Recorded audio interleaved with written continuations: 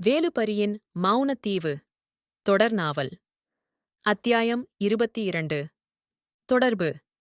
வேலிக்கு அருகே கீழே கிடந்த சிறுவன் உள்ளே இருந்து வந்த கொம்பு மேள ஓசையைக் கேட்டவுடன் பயத்தால் தனது சத்தத்தைக் குறைத்துக் கொண்டான். அவனது முனகல் சத்தம் வேலனையும் நண்பர்களையும் தவிர வேறு யாருக்கும் கேட்டதாகத் தெரியவில்லை. உள்ளே இருந்து வந்த வெள்ளையர் கூட்டத்தைக் கண்டவுடன் அந்த மர்ம மனிதனின் முன் கைகளைக் கட்டியபடி நின்ற பழங்குடியினர் மண்டியிட்டு கைகளையும் தலைகளையும் மேலும் கீழுமாக அசைத்தபடி தங்கள் வணக்கத்தை அவர்களுக்குத் தெரிவித்தனர்.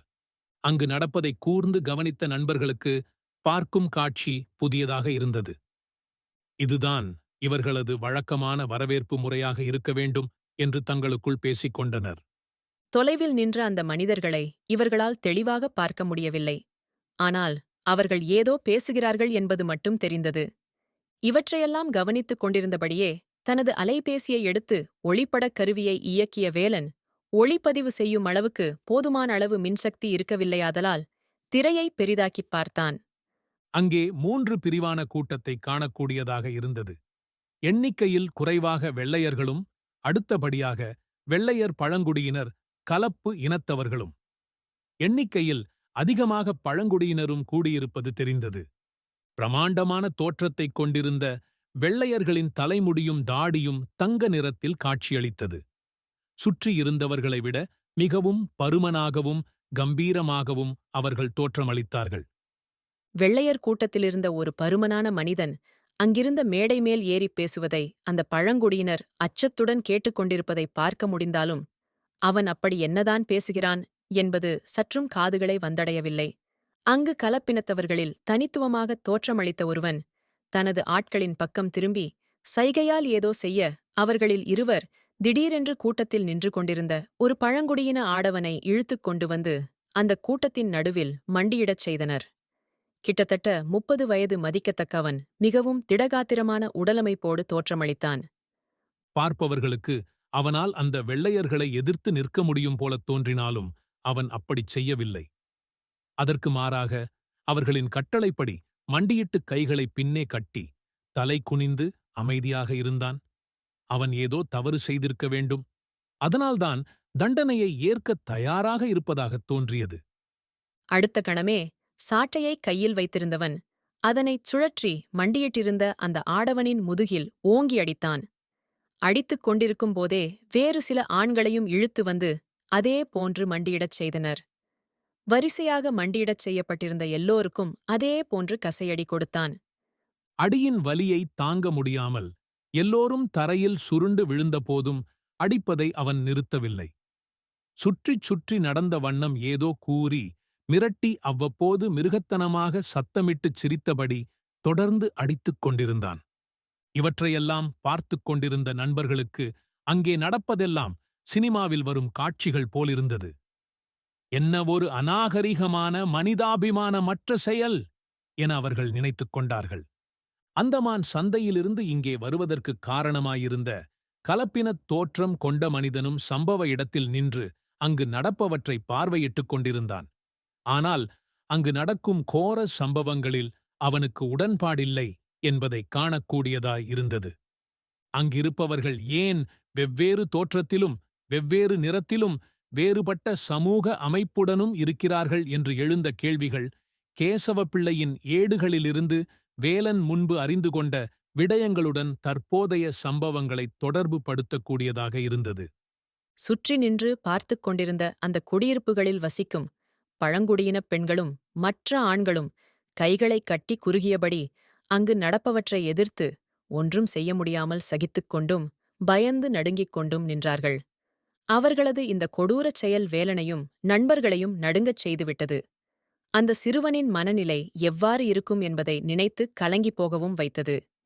என்னவோ கூறி மிரட்டிவிட்டு கூட்டத்தின் தலைவன் நுழைவாயிலினூடாக உள்ளே செல்லும்போது அங்கு ஓரமாக நின்று நடப்பவற்றை பார்த்துக் கொண்டிருந்த பழங்குடியினத்தவரின் இளம் பெண் பிள்ளைகள் இருவரைச் சுட்டிக்காட்டிவிட்டு தனது கூட்டத்துடன் சென்றான். அந்தச் சிறுமிகளை அவனோடு வந்த இரு பெண்கள் முடியைப் பிடித்து வலுக்கட்டாயமாகத் தங்களுடன் இழுத்துச் செல்ல முயன்றபோது அவர்களை விட்டுவிடும்படி காலை பிடித்து அழுது கெஞ்சியும் கூட எந்தப் பலனும் வாய்க்கவில்லை. அதை சற்றும் பொருட்படுத்தாமல் அந்த பாவப்பட்ட மக்களை தங்கள் கால்களால் உதறித் தள்ளிவிட்டு அந்த கூட்டத்தின் பின்னே சென்றனர். வாயிலில் இசைக்கருவிகளுடன் நின்றவர்களும் அவர்களைத் தொடர்ந்தனர். கடைசியாக நின்ற இருவர்களில் ஒருவன் தனது கைகளில் இருந்த நீளமான துவக்கை மண்டியிட்டிருந்த ஒருவனது நெற்றியில் வைத்து மீண்டும் எதையோ கூறி மிரட்டியபின் வானை நோக்கி உயர்த்திச் சுட்டுவிட்டு உள்ளே செல்ல மற்றவனும் அவனைத் தொடர்ந்து சென்றான்.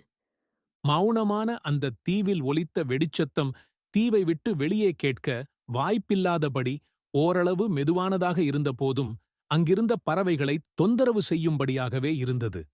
ஆனாலும் அவர்களை எதிர்க்க அங்கு துணிந்தவர் எவரும் இருக்கவில்லை. துப்பாக்கிகளும் தோட்டாக்களும் அவர்களின் பலமாகத் திகழ்ந்தது. அந்த கோரத்தாண்டவம் சில மணி நேரம் நீடித்து அடங்கியது. வந்திருந்த வெள்ளை நிற மனிதர்களும் அவர்களைத் தொடர்ந்து சில மாநிறத்தவரும் உள்ளே சென்றவுடன் நுழைவாயில் மீண்டும் அடைத்துக் கொண்டது. அந்த கதவு அடைத்தவுடனேயே அமைதியாக வாயடைத்து நின்ற மக்கள் அனைவரும் தங்கள் தலையிலும் மார்பிலும் கைகளால் அடித்த வண்ணம் அழுது புலம்பத் தொடங்கினர். அதுவரை அமைதியாக இருந்த அந்தச் சிறுவன் மீண்டும் கூச்சலிட ஆரம்பித்தான். அவன் எங்கேயும் செல்லவில்லை, அங்கேயேதான் இருக்கின்றான் என்பது அப்போதுதான் நண்பர்களுக்குத் தெரிந்தது. அங்கிருந்தவர்கள் சாட்டையடிபட்டு துடித்துக் கொண்டிருந்தவர்களை தாங்கிப் பிடித்து கைத்தாங்கலாக ஒரு திறந்த பெரிய குடிலுக்குள் கொண்டு சென்றனர். அதில் சிலர் மோசமாகத் தாக்கப்பட்டு உயிருக்குப் போராடிக் கொண்டிருப்பதாகத் தெரிந்தது. இவை எல்லாவற்றையும் பார்த்த நண்பர்களுக்கு இங்கு பழங்குடியினத்தவர் அடிமைப்பட்டிருப்பது நன்றாகத் தெரிந்தது. இந்த பரபரப்பில் அந்தச் சிறுவனை எவரும் தேடியதாகத் தெரியவில்லை. சிறுவனின் சத்தத்தை திரும்பவும் கேட்ட வேலன், "தம்பி, தம்பி!" என்று கூப்பிட்டதைக் கேட்ட சிறுவன் பயந்து மேலும் சத்தமாகக் கூச்சலிட்டான். செய்வதறியாது வேலன் நிற்க, உடலில் மெலிந்தவனாயிருந்த வினோதன் தாமதிக்காமல் வேலியின் அடிப்பகுதியில் ஏற்படுத்தியிருந்த துளையை பெரிதுபடுத்தி உள்ளே போக முயற்சித்தான். இருப்பினும் நெஞ்சு பகுதிக்கு மேலே உட்செல்ல முடியவில்லை. சிறுவனுடன் பேசவும் அவனது நிலைமையை அறியவும் அதுவே போதுமானதாயிருந்தது. காற்றுக்கூட புக முடியாதென்று நினைத்திருந்த அந்த மாபெரும் வேலிக்குள்ளிருந்து வினோதன் வெளிப்பட்டது அந்தச் சிறுவனுக்கு மிகவும் வினோதமாயிருந்தது. வினோதனது உருவமும் தலைமுடியும் கூட அந்தச் சிறுவனுக்கு விசித்திரமாகத்தான் தோன்றியது. வேலியின் இடுக்கினூடே தோன்றிய வினோதனைக் கண்டதும் எழுந்து ஓட முயற்சித்து மீண்டும் கால் தடக்கி விழுந்தான் அந்தச் சிறுவன். அவன் ஏன் இவ்வளவு நேரமும் அழுது கொண்டிருக்கிறான் என்று அறியாத நண்பர்கள் அந்தச் சிறுவன் முட்பொறியில் அகப்பட்டிருப்பதை வினோதனூடாகத் தெரிந்து கொண்டனர். வினோதன் அந்த சிறுவனுடன் எவ்வளவு பேச முற்பட்டும் அவன் தனது அழுகையை நிறுத்துவதாக இல்லை. ஏற்கனவே மிகுந்த களைப்பிலிருந்த அந்தச் சிறுவன் இன்னும் கூச்சலிட்டு பெரும் சத்தம் எழுப்பிக் கொண்டிருந்தான். இன்று அங்கு நடந்த கோரச் சம்பவம் கூட ஒரு வகையில் நண்பர்களுக்குச் சாதகமாய்த்தான் அமைந்துவிட்டது. நல்ல வேளையாக அந்த குடியிருப்பில் இருக்கும் மக்கள் அனைவரும் கசையடிபட்டவர்களுக்கு மருத்துவம் செய்வதிலும் இழுத்துச் செல்லப்பட்ட சிறுமிகளின் குடும்பத்தாருக்கு ஆறுதல் கூறுவதிலும் கவனத்தைச் செலுத்திக் கொண்டிருந்தபடியால் வேலிக்கருகில் வந்து மாட்டிக்கொண்ட சிறுவனையும் துளையினூடாக எட்டிப் பார்த்து அச்சிறுவனை காப்பாற்ற முயற்சிக்கும் வினோதனையும் கண்டு கொள்ளவில்லை. முட்களால் அமைக்கப்பட்டிருந்த அந்த சுருக்குப் பொறியில் காலொன்றை சிக்க வைத்துக் கொண்ட சிறுவன் ஒரு பக்கம் வேதனையிலும் மறுபக்கம் பயத்திலும் துடித்துக் கொண்டிருந்தான். அவனுடன் இதற்கு மேல் பேசி அவனை சமாதானம் செய்ய முடியாது. முதலில் சுருக்கை விலக்கி அவனை விடுவிக்க வேண்டும் என்று முடிவு செய்த வினோதன் தன் கைகளிலும் உடம்பிலும் முட்காயங்கள் ஏற்பட்டதையும் பொருட்படுத்தாமல் உள்ளே நுழைந்து சிறுவனை அணுகினான்.